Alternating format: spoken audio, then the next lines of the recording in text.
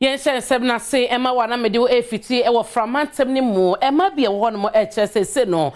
asase krom betima yeso adwuma edin yie esanse enhyehye ne amamani amanye mu no bibi wo no ma etia se oba ebenya asase beka so ya asase wura ne saso no na ama wo madwuma ye no ayeden Adom Kasee ede ekire Emma be se wo hamu abupan aduanan na de wo ho ahyeku adwumam e wo oman Ghana mu na enso ne nyina mu no wo mfa no ahogro so e wo ekwan a wo fa so enya sika ade tre wo ndwumam anase asase kra obenya kra ade ayekua no so etore bia na eho nsem ayekana eno na aka ho bi ama Ernestina Osetutu a wo ye chairperson Emma Ghana Association of Female Agriculture and Fish Farmers ebra na wo ye wonabaso bodi adwumadie and now they won how eto Adom Kasee enim say.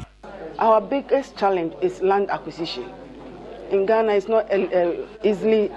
women cannot acquire lands easily. It's not all the parts of Ghana, but especially in the Volta region and up north. In the south, it is there, but it's not to the extreme. So women are not able to acquire lands. That aside, women culturally, they are not forthcoming. So when it comes to farming, land acquisition is a challenge. Equipment, machinery and equipment is a challenge for them. So now that we formed an association, with the association we can help the women acquire some of these things by with the association leaders going forward to talk to the landowners, etc., etc. Ewojumadi na se no, watonsa efre Deputy Agriculture Minister in charge of crop, no nyamfo ya Premtobre Adom ne Kasee mu na oche se ohwe planting for food and job phase 2 year aban ayenhyepa ede ama ema. In this project that we are implementing, the women everywhere in Ghana are being encouraged to register their pieces of land, whether it's your father's land or your mother's land or your uncle's land, or you can go to the chief in your village. Once you get the land and you are registered, it's the land that appears on our platform. Your name is there though, but it's the land that is more important. So we give every input to you, so you also become a woman entrepreneur in agriculture. Na ya twaso diamawa enkremantami musoafo Daniel ni kwate titles global na wode enioma bi a wojema panie na mu e de akoma na nanom ahemfo a wo ewo osula ene Teshie ensahwe mu ne saso no de ato manim sa abibia no wo ehwe so bebo asomdwe hu dawro na asomdwe na kasa na etwehwe mpuntuba ni kwate titles global enkremantami musoafo wone Elizabeth na kwacho tawi asaki ya wono so enkranmeyo akosra nananom ahemfo a wonom ewola osu ene Teshie na okosra nananom ahemfo yi wogina omampanyin adedanko akufo ado ene na bedi akire Dr. Alhaji Mahmoud Bawumia anemu ede aniama bi tese ebro abe ensuo enokonoko de sika ene aniama afoforo bi ema wonom sebeya wodi bedi afi homowo afashen na wani nananom ahemfo nkita hodie no akire no wani nsam trofo etwetwe nkomo. So all this white Teshie has been in this situation. I've come to inherit it, and I have pleaded with the traditional council and the other group to foster unity, because it has really retarded the development of Teshie.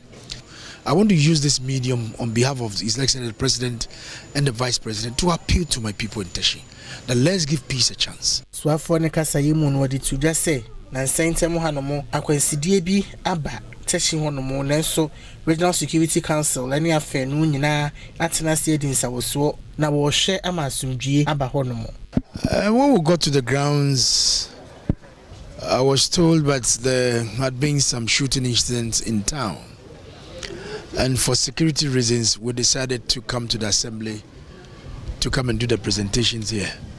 because the people are not coming out to come and receive the items for fear of their lives. So we knew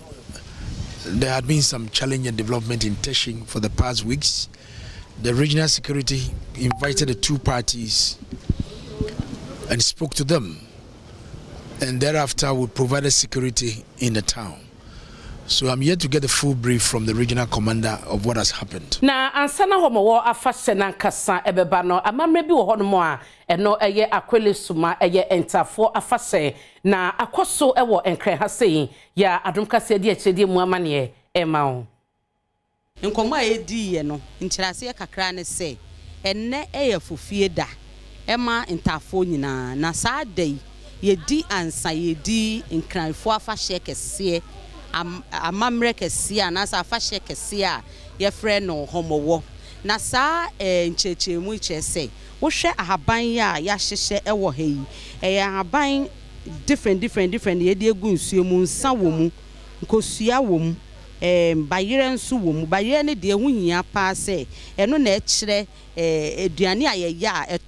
ɛtɔ nkranfo ntɔ no ɛyɛ bayerɛ deɛ na it signifies nkunimdie it signifies yɛdie ɛno pɛpɛpɛ no mo ayɛ ne yɛde lavender bottle nso atum na we nyinaa no emre no so a yɛbɔ bɛɛ sɛ no nan mu enwumre no nan a yɛde ni na ɛbɛkɔ asan akɔhwie gu biom me ma me kyerɛ me ase sɛ ɛno kyerɛ sɛ ɔmo fi enwura mu na ɔmo baaye nti yɛkɔhwie gu a yɛde kɔ na yɛdi akyire no ɛbɛyɛ nkunimdie ɛne yɛdie ama ɔmo nyinaa yɛako akokɔ ɛwɔ ha yɛtwitwa yɛsɛ yɛbɛwɔ fufuo ɛnɛ no ɛyɛ celebration ko a yɛbɛwɔ fufuo na ɛtɔ no nso ɛwɔ ha a ɛno nso mehu sɛ me sister no ɛyɛ nwu adwuma yɛbɛsan nso ayɛ aduane different sɛne ɛbɛyɛ a yɛ celebration na ɛbɛdi mu ene ukue kwa mekuji ni kaka bebe kumeka ba mekaka atu ameshi to bonu mene na afu ehi ne aba atu ameshi wa mekuji ne nunke yo ene nunke yo bana ka agbo ko beke bibi okomi agbo ko beke bibi okomi fe bibi oleji yo agbo edi nu atu ameshi amen bana ashi ne tun mi amefu to ba nyo o ba tun no ba kwe ni ba sha nu nyekwe ma ko jin akeji okpo afia da fife akeji okpo akeji epo da bi fe ti ko ta no fi da Friday ko ba yi pa yan ba so le ko da ba ma mi ba so le wan da fi ko yin ko se pa wo mi bi ba se bi eyi mo mo job mo fa ne ni so mo ya ke ni bi e fa wo ke fi e be me ke aji ayele yeli keni bi won jamon ehin ima o fa ne no chom ni fi ake ke so mo ameke so mo ne ba hiwo ke o ye ha jan ayele yele ebe won jamon e wo be mo ne ya so mo fi o fa ne no chom o fa ne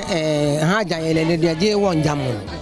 e de won je ja ke bi an to no so fu ele ta mente ha ji no na mente ha nye te fi o ten de fi o wo ni to mo ameke de ha de won ni to mo ni ene to mo no ko ni shade doko nto ma kan fe party o ma fi o party drafi me ko me ye ame yo na shiete na me ha ame da blo nya na me mo ko na e che o ha din bo ni bo e ba ba de bo ni le ba ba ni ba wi le ha na kan ba tu ni ha do ba kwe o to ye inside ko ba wo gbe iwo we akwe o to ye kwa akwohwe eto na o mudi e we inside no na se na grandma che mu we honsi afibia na edipie na ugumpai emano 3 times in a year na afi no wudi epie the good luck eba o fa na you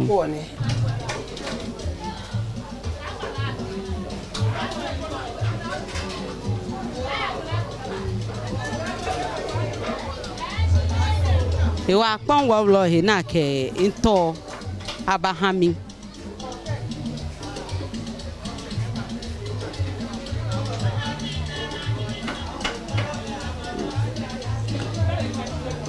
etono ekire se ye ma ye nuanom tafo na tinkwa ewo ni a omo afemu se omo nya nipa keke omo ye nipa soronko wodo omo bedo se wampe omo asem nso a nhire wo mo nsem no omo mfa mma wo eno nti afi bia no omo awofo eye ni omo beye bia na sa afahye oyiwa don enti se wo be hwa star kwele ntafo ne ba ko amame eto na nkranfo to de emfa body enye emfa manken ye de bayere nko na eye na eno nso ekire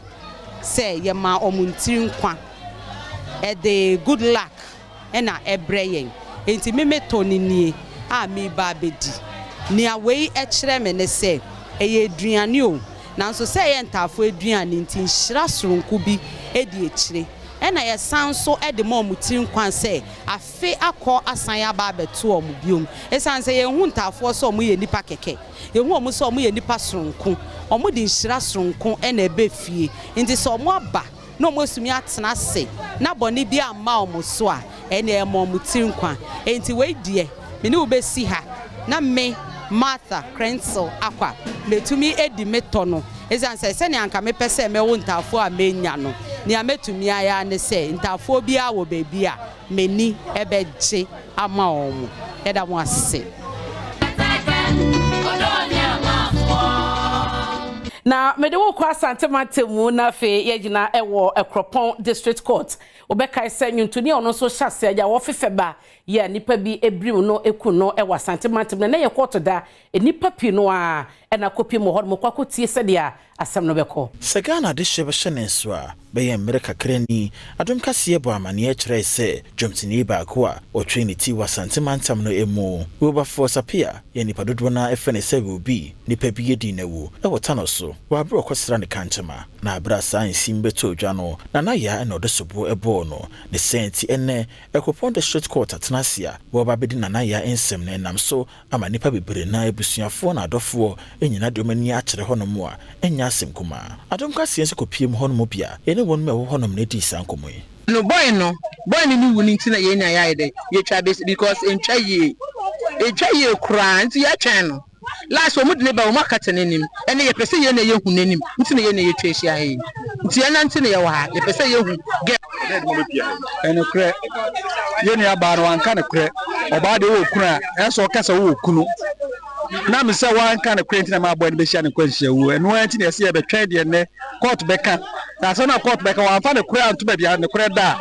na jesa ne kure ni o man obi e obi wu a wo wu free ya nya ne we ti court mfa ba bia ne kure da no na ba bia mra da no on fa nto ye nyina ya kuma nto ye na me de dia me ya say nipa na ba ofie na girl ne na asepa wa ba be to say be ma say ya na so konfo fa ne be police station ni ade mo free nipa ma mo go bu nipa mu kuni so nso yo obi abanti so no ne ba na ko free ho no mu pam no konfo ne bo na ko no be ne de we me say na do on hwe no kata asem ye na girl ne ya ma ne life in prison na de odi nkwasi asem ono ne na wo ma me pɛ ne mu so so konfo ba wo free kura na makwa ma ya mo no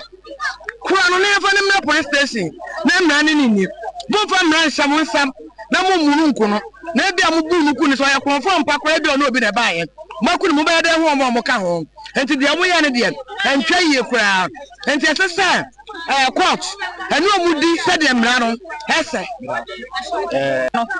abu open ana so yo bibi pe won na jiboja fere kwa na ase bia se na fo bi tu bibi ene ampa ne konfo na de wona ka si wa kwa ka enya wode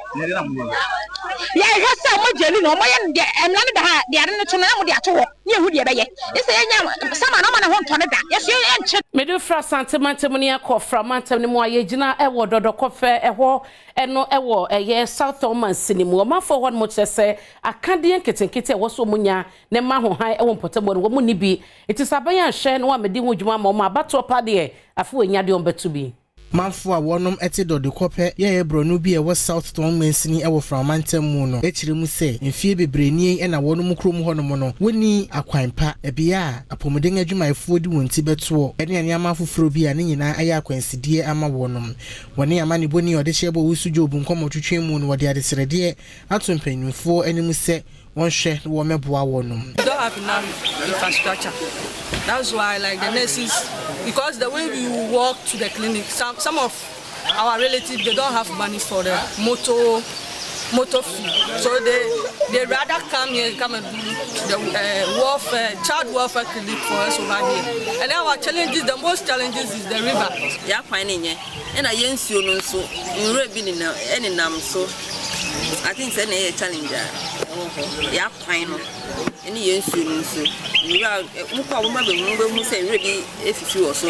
ɛne na mapɛda ntama nsuo no so kɔ no ɛde mpanyinfoɔ bi a wɔnom ɛwɔ kurom hɔ no mo ya wɔne ama ne boni twetwe nkɔmmɔ no ɛda ne de sɛ saa akadeɛ yi a wɔne bie wɔnom kurom hɔ no mo no ɛde sikasɛm a ho kyerɛ paa ɛna aba bɛto wɔn so. The next action we are going to take is no road,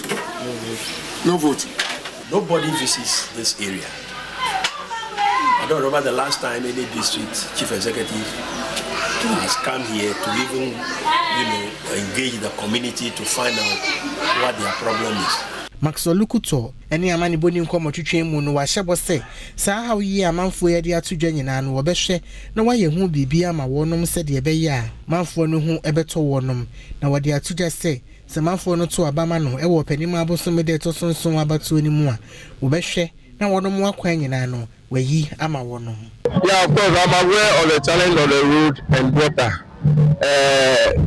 About a month or a month and a half ago, I brought some grader to reshape this particular road we worked on. And so the main target going forward will be our ability to tie it all the way from the Dordorkope junction towards the main road at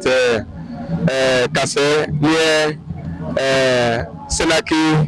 Hotel. And so that will be the plan going forward. Na enra no mampani da John Dramani Mahama edin nsusuye so beye mampani a wode etudwa ne mu bako ene se omamo ebekọ suapon ahodo no afi eye festiefo no wo betua wo mu fees no ede ama wom na eho amane Adom Kasee ne omanfo bia wa santemate mu Kumase edi nkomo na obi akire na dwen ede afa ho amamo ni sese no omo ba omo pekasa menya hwe so betimaye de akufo adbe se odi we ba no so pese on so be dane ni pa adwen na ono so ebe ne to abama no minhu se mahama ba obetima eda omo na se wote so nyina ehu ndi odi promise ada ne ade nyina esi oba pe kakra na se de akọ ne de aka eche no ba be fa akọ emoaye ye ne to abama na emoaye kora ada se NPP ne ndis no me ne be yi o ma fe so the different party aba en ba boa ya che mo me no ada ne si ados ode be private school no me de ka me kwa dia nka me okay ebi say ebi wo ha wontimi entwia ebi ti say me wo ba me ba no mo private school no nyame adom na o say the course secondary free education a me manage ho pa ebi say me manyina ko private school o mo private school ti e be me de pa ya titi bebre promise ndom be ma but etime ba musade a igna no an igna hwe so bia SS non so beto aso university akeye but say nkoye promise am free na e dweno but ke ba side esen ke beboa tax be tax de street boss require edika e dey vote kra to bia ye twen sa announcement we sa promise we the boys who street is ya how pa say bet die nyame adu dey twa also 10%. Ke kakra na ase bofro de atoso ntina ke kro no cause the can wallet ya bosom sika e na ma bosom sika e na do wa digital na ade we di 10%. Then the o card ya na wa win street boys no wa win vote dada and so promise no kwant to afai vote propaganda no so all the vote so the boys no bet na in there juma dey no my musa but bet in there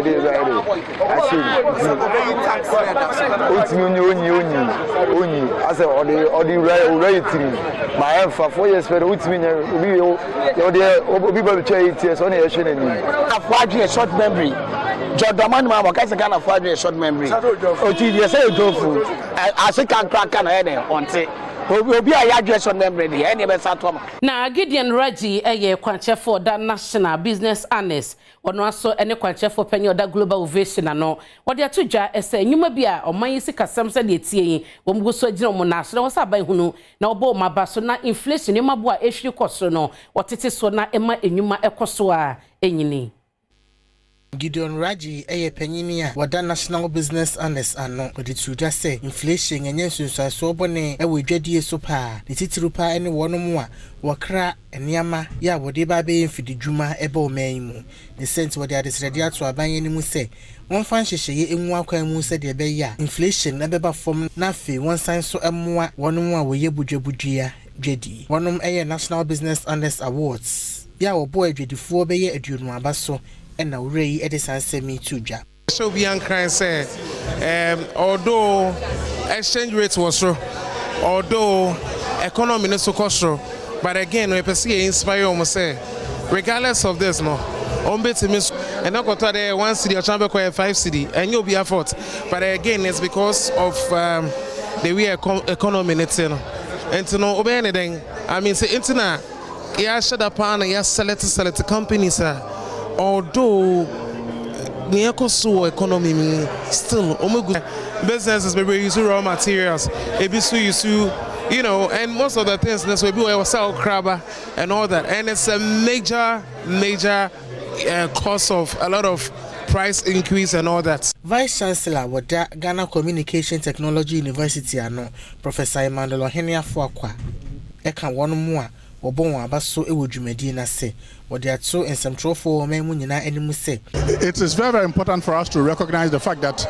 we have one country, and that is Ghana, and we can't have a second country. And it is our responsibility to ensure that the peace that we are all enjoying in Ghana is maintained.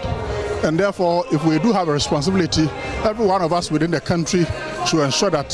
the way we do our things will lead to a peaceful election, and then thereafter the election there will be sustained peace, so that we'll continue to live in peace in this country. Otherwise, if we are not able to sustain the peace that we are enjoying now and there is chaos, we don't have anywhere to go. Because if you will realize, all the countries around us are French-speaking countries, and we have no place to go. And therefore, we have a responsibility to ensure that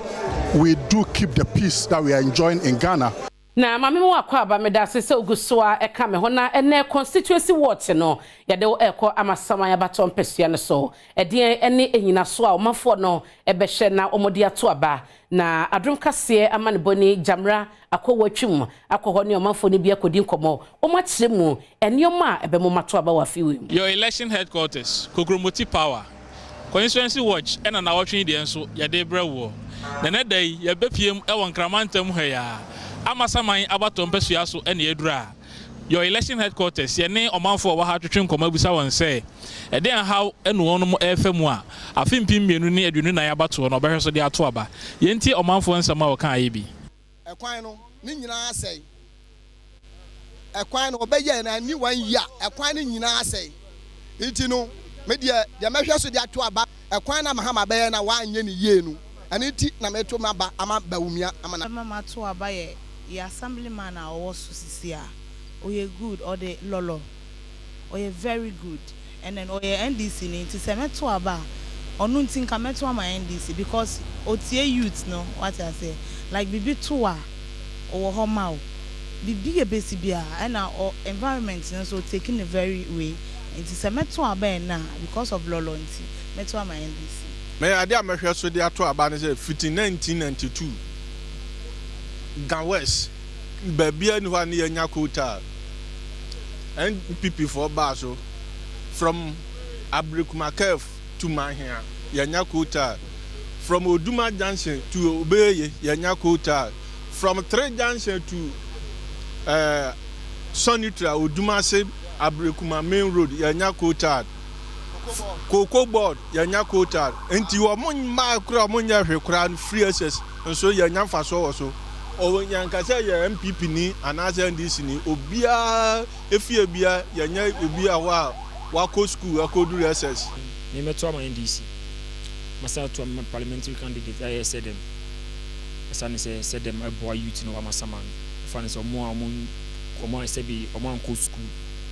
no otimi de anya be video mo ahye in case ya chomo ejuma wa momo musan no ejuma amomo aye enti no the reason why I meto ama said them say odwin nipa ho said them edwin nipa ho pa ahomobro e woni mu they endorse the name no they endorse because we have both political parties na MPP and NDC obi aba wo ye bi but yen Amasaman constituency had here we have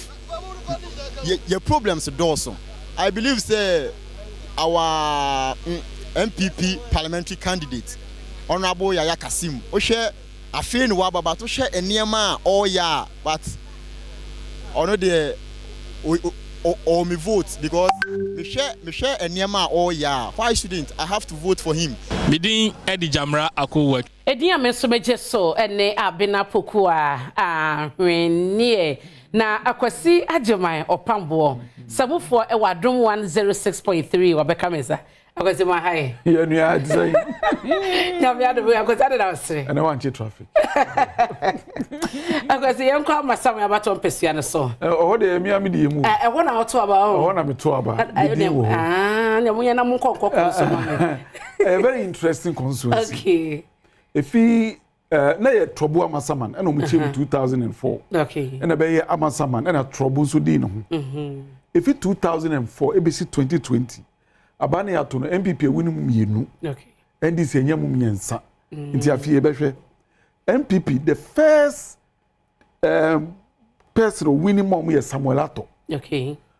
Ono no oyenkrani oho na wote. Nti omo to ma no kope re-election no wote hwe. Okay. A free economy sanka bioma to 2020.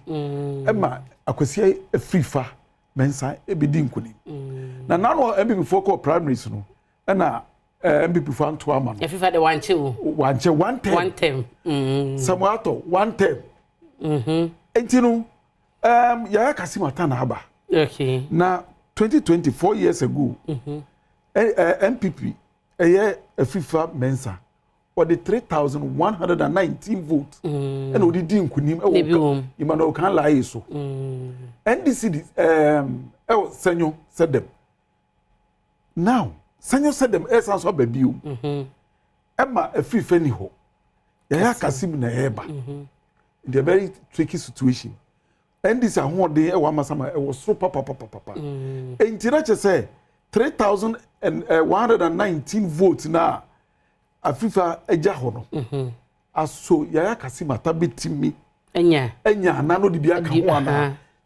Senyo sedem afanyo sedem woni na ekobiom obehwa last week ya na ekosi se kwa constituency watch na wodi waso to form utietie nsem na ekona edi ma Yaya Kasee mata esese o ye na dwuma yi because intie ni say incumbent MP no campaign o ye ni nyinofan ko nhim Amuko primaries meeting once be epie na way na fima o me dey bi to me ampachi no my yom no me ye be even that because said them no or grounds why but ya kasumata na hodin pa an say akwan a enye no a ye ngusu odwiso osiesie because o ye state developer into one nam or machines no add the sick no na ebonika no odwiso and no better no so no we are insuo to adasanso etutu aso de bia no ubedwi insuo to anatutu ana enti no agro no be de but uhwemu a trend no e favor NDC because so makọ emphasis 5 elections meboa na NDC enya 3 MPP 2 a obi betumi akase ho no eye swing kakra ho enya swing kakra say nya obi adie the fact obi enya 3 na nche say enya swing kakra because MPP vote obodi edi winning no edi Margin susa. Okay. Ato by first. No be 2004. And on some to skirt and blouse. But the parliamentary man or not the presidential account. Or the parliamentary man or not the presidential account. Well, you know, MPP were Juma ye traditionally no a NDC seat. Tama ye trouble Amasaman na bring no mu no chemu no. Okay. And MPP omutey omanyane mienu. Ndi ehwe de Yaya Kasee any said them afejon so ebekire wo mate mesamufo wa Adom 106.3 FM akwasi agema pambo na otene kanu na mede wo ekọ Ghana National Alliance we no womo ade adesre eto amanyoko ahodo no ye womo ye ejina se contemporary independent for ne se omo nyina nkamum na omo hye eye tinye bakwase no mutubi enya hoode omo de bekwakosia amanyoko akasie mienu a ewo mayimo akwa obodai ena Kasee Osaje for youth movement for hwehwe mu bia wo ye ya ebeda adie se Ghana for dodo no han na wo hwe ne mu kwan se wonom ebenya panyini a won free NDC anase MPP amanyoko ni mu bia na waba bedi wo menye nim se de be ya ketase hye proye ene amemu bone adokoro menyi mu no obetumi aba besesa no eno ene nam so a Ghanaian National Alliance wonom public relations officer akwa obudai ekasa wonsam trofo nhia mu no wode ato one more wojina kwanten kura preman pani di bre wo memu nyina ne mu se wonka wo hu mu se de be ya san hwehwe mu ye ku yi eyeye no obetumi adru sa abotaye no ye kan se survey aye ne kire se ye kan ye hu bomu a ye benya power no se yanka ye hu amomo omo se omo san to ama MPP ni NDC na efi se omo to ma wo alana obenya kitua bi omo to ma cheda obenya kitua bi enti ye kan ye hu bomu dia ye nim se Ghana 42 million be maye na ye implement policies a ye nim se be bo o man because we will be accountable to Ghanaians, not to our political parties. Mom ye hwa de bi ye parliament e wo hoi se omunya konya na mokotena ho no mo a den no mo ye obi atoni party lines NPP for the bibi beto ho no mo a say ye papa ye boni o NPP for nyina be support it say NDC for the assembly beto ho no mo say ye papa ye boni o omo nyina be support it and no kire wo say they are answerable to their political party but not the state as at large. But say uto abama independent candidate no obeye on my penia sub candidate no obey answerable to the Ghanaian or the state, not his political party. Wasan sisudua sesempo mu ba ko etumi ba be man panyini na se wanya na musifo dodo no e wo mrahye bedwa mu a e mrahye bedwafo e wo hono mo no woni won ebeye adwuma se de ebeye a ebeboa wo man ni nyina. Say independent candidate we need seat in government powers here. Na say o de emfa NPP ni NDC for kra na wo parliament wo no mo a say policy ni beda ho a they would debate it well.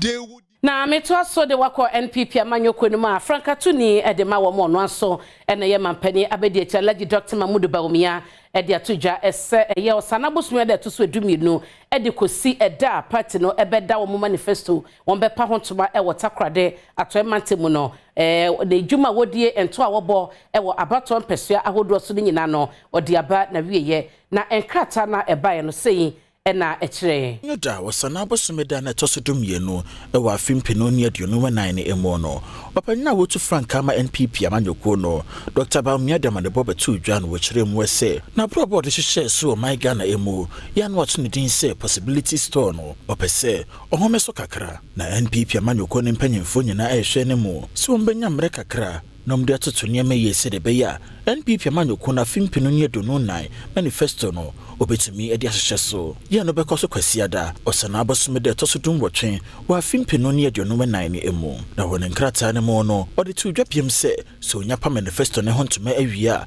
obesan so ato na probo no weso ne senti ne campaign team no de to Ghana de hye nyene mu se wo monkoso anka Dr. Baumia ho na ne nima pa ye odi agu akwa mu ni so de hunu ye obo epeso my Ghana konanim no etumi ebemo sa nkrata yi Director of Communications Emma Baumia for President 2024 Dennis Miracle Sabuaje na nsa ehyasie me fa nkwan di se amanyoko no Franka tuni de ma wo mo eyo mapade dada John Dramani Mahama wode atudwa esa dwumude keta se kankan ne proye eyade a edi oman no boni edi oman na wu na wose ne gina yese wono de bi obeye na wode beko atia sade no obeye mampani a obeye no pepepe Franka tuni ama NDC amanyoko no John Dramani Mahama enene dom ekoye youth town hall meeting ewo Bukom Boxing Arena ye wo enkran hanomo ani nyina eka International Youth Day ya ekoso no eho oh ya boni di say oh ya friend is saying. And I have an example. Abuga Pele is my friend. The National Youth Authority himself and others were prosecuted during my tenure. I was not happy to do it, but I mean one has got to do what he's got to do. And so, yes, we'll pursue corrupt officials and we'll deal with them. And when we're dealing with them, if somebody does the same in our administration, that person will also be dealt with. So I've sounded a warning. Everybody wants to be a minister, a CEO in John Mahabe's administration. If the Office of Special Prosecutor comes after you, you are on your own. I'm not a clearing agent. I will not clear you.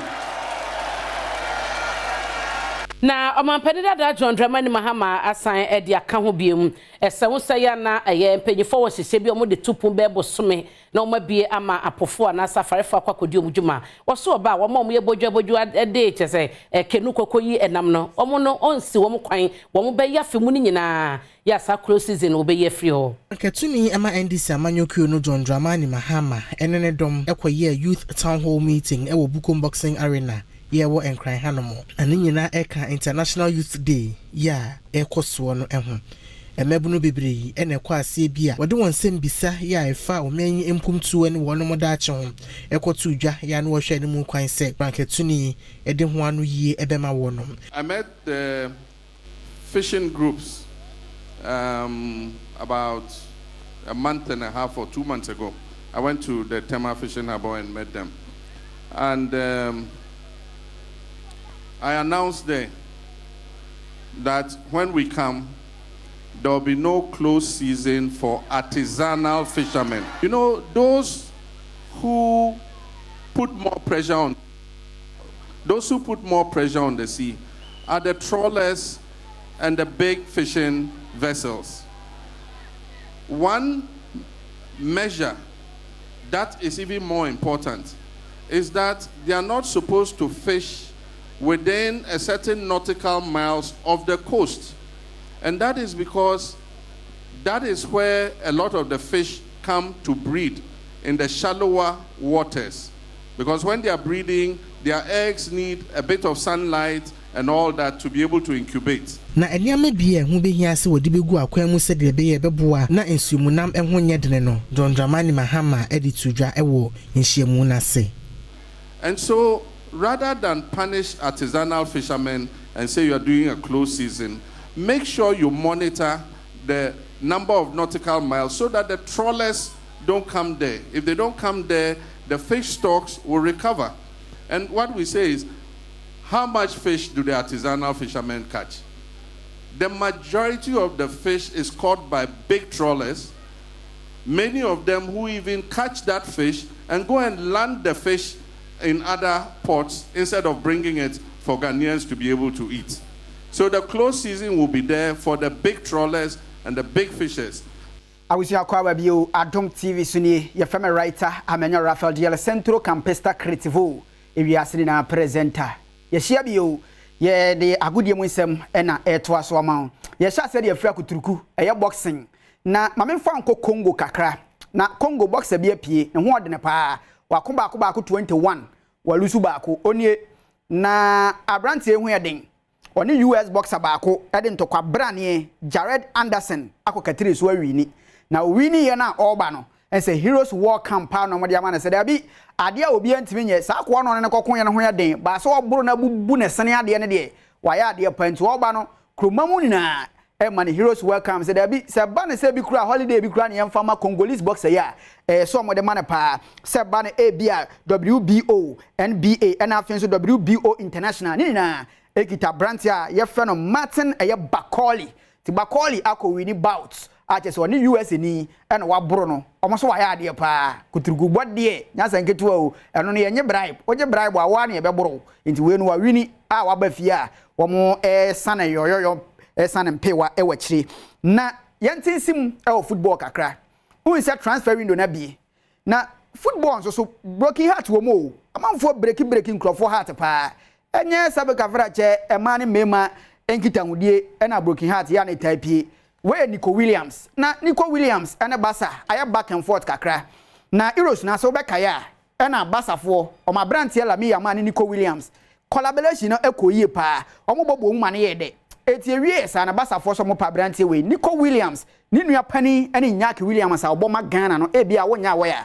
na brantie we si aka na ma Athletic Bilbao e was Spain na Bilbao vo sa da bi akoi pa sa ne oboa yen ye be jana ma na ko basa de be dren basa fo prepare contract ready so mo de Nico Williams se da bi aje o consult ni nuanom na busuafo ene na fofo bi e wa kire mo ka bi e wom ansa na wasan afi enra beto mu a yesa kwa iba ni wasan ko kaso bebo basa no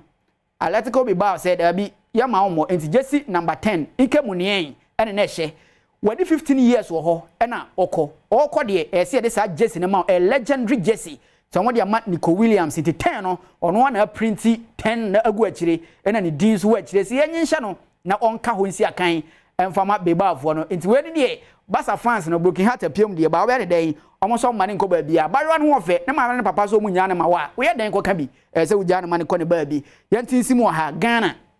na abranti efe ne Kudus Mohammed nse afeba ni na o ya doye o start free ba bi ewiase yesi wuni mu nchi a o ta bere na abranti a ne din enso ede eye Kudus Mohammed no ne boyhood club strong tower football club omo nima e ho no sha ase de free na fibia no okoche omo niema se ho no free a ense okopie mu e o abrochira nei obo West Ham United no Ayuba Joshua ene boy discover Abrante Kudus Mohammed nti de biara okwa wada papa ya se papa ka wa humi a enka se maka sum kabrisi mu ti me bana me beche team ne niema se ya me the boss t-shirt jerseys ene de aka wachire shingard na bi frafra ene de akoma team no ene ma hwe ne wo se da bi waya de afibia am so beche ya de nti season aye ba besimu Kudus Mohammed ebedi agro pa chen de oye last season kra nti o ma hwe ne wo Kudus Mohammed ene board boko West Ham e o pre-season a o mo prepare for the upcoming season. Yenyina we so yemfa nenso somo no emfancy ya from a writer Amenyo Raphael DL Centro Campesta Creative ewiase na present ani ahwene betwa na yentwa so ema wa na mede wo corporate center adum trotro ho na yegina ene enra ena NDC amanyoko no mampani dada John Dramani Mahama woni tu Frank Amomo omo launch omo youth manifesto na omafo bi e wo ho adwenkyere yenkɔ ho ne yenkɔ hwede yekɔ Ghana International Press Center and Nkoma Edapono so ayehwe say Endra NDC4 launchi wo youth manifesto and yenya mpanyifo mi no ha ba ko free Ghana Alternative Party and afi National Liberation Congress yemi so mo say saying and wono mo gi NDC4 wono mo youth manifesto Endra wono mo edebetu dwa no me pa cho say na hu sa youth manifesto. Okay, and Ukraine minya being kinkan but the name suggests no na che say o madwene emabru ho ye nyina no ye pe o mani yi emabunu no da yakoma so nti se manifesto no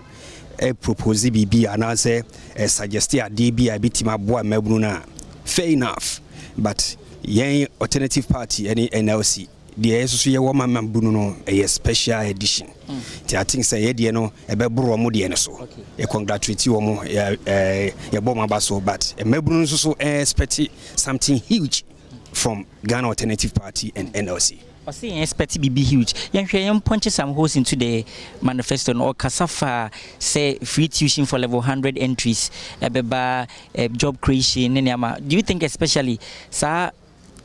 free entry into university no idea feasible CP first and foremost me person me bo the leadership of the NDC no abaso say omwetie nsema ye mubi eka de maye e free NDC no mo eti the NLC no the replica of the NLC na nyamencha de the Ghana Alternative Party abexo yemu no ye moa babunu no ye mfa babunu no nko school ye nye capacity building ye mie businessmen ye ngrumu leadership e wo NDC no mu nti ene no omatie no makwa bi omakwa launch book your friends the youth manifesto launch na ye hu say your former party leader Ekobia. I think say it shows that they're having a listening ear and there was some year more also creating internal election no filing. I hope say ombe say we babunua who future party in such a way say filing fee no ombe mana conform and just say mono gospel nyum tuni Esther Smith ababedru Ghana ne dwuma so kwa wani mu concert no enchebia or the best so o tonyuma e wo say rade yakese na wo yaketwa uba nipa famu dia manyini kakra chen first na na muhume no but say ye gina stage a na onyame ye frɛ nyame tumi ma ne be say ma ne ye tonyum na onyame honhom da dia ya reset mi ba ogie timi ba enti dia me pese tiafo nyina tie ne say eda no obi amra because praises and worship and na me kano potoka samachre sister say no etimi bubu Jericho afesio into obi amra eba praises and worship I mean nim eniema wonam mu kodana prayers ye but adia praises and worship betimi aye prayer ntimi nya kotakra de mi minimum no